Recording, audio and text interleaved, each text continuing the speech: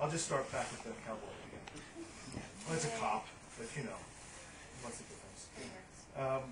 Let's do this again one more time. Just for the record, what year is this again? I liked the police officer charged with interrogating me. In him, I noted the same pious dreaminess that often overtakes a medieval reenactor after a long, involving confraternity of times lost regained weekend. A.D. 1256, I answered. I was inebriated enough to imagine that he would see in me what I saw in him, and that he would not only recognize but applaud our similar life choices, our costumes. Your name? Egbert Apquiet. Right. This your wallet, Egbert? It is my pouch. The police officer removed some cards from my leather pouch. The first was a wallet-sized laminated reproduction of a painting of my son, Tristan, and me. I raised my voice and rose to my feet. I did something which required another police officer to restrain my hands in metal cuffs. Take it easy, old man. No one's going to steal your library card. The officer looked at me carefully. Slowly, he placed my Grillandio back inside the pouch. He held another card. Burt Hecker, he read. Well, here's another. Also says Burt Hecker. Confraternity of Times Lost Regained. That your thing, Mr. Hecker? Medieval reenactment? History, when you devote your life to it, can be either a wait into premature old age or a release from the troublesome, promiscuous present. Eternal immaturity, patient boon. Since I was 30, most have considered me retired, unemployed, or fundamentally unemployable. I devoted my adult life to amateur scholarship and the Confraternity of Times Lost Regained, the reenactment society I founded. I've since been left a considerable fortune.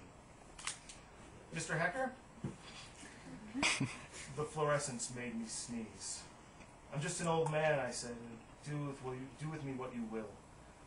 Telephones trilled and voices barked from small boxes full of static, flags, bowls of peanuts, guns, computer screens imitating aquariums.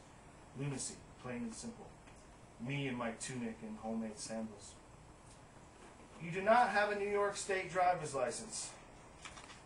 Correct. The CTLR revel had not yet ended when I absconded, stealing the automobile. It was the first time in my life that I had ever been behind the wheel of such a vehicle. I had much need. The last image I recall was dozens of men, women, and children dressed in all manner of medieval garb. Princesses, squires, knights, blacksmiths, peasants, and monks. My 20th century secessionists, arm in arm around a bonfire, dancing, leaping, singing, with all that desperate blackness surrounding them, pulling at them, devouring the edges of their perfect, historically accurate illusion. Way too much night, I thought. They don't stand a chance. In any event, the idea with the sob had not been to transport myself to any physical realm. Who is Lana Katsav? What? Lana Katsav was my best friend and my lawyer. She has nothing to do with this, I added, finally shocked back into AD 1996. It was Lana's sob that I had stolen. On the wall was a framed photograph of the governor of New York State and one of the President of the United States. Since when, I wondered, did those wielding great authority begin smiling like 19th century barkers? How could anyone take these men seriously? If everyone loses their mind at the same time, does anyone really notice? I looked around me at the game being played, the idea of order and duty and society and justice being reenacted, that stern, idiotic bustle, and I knew suddenly that it was all over. I'd crashed my best friend's car into a point of no return.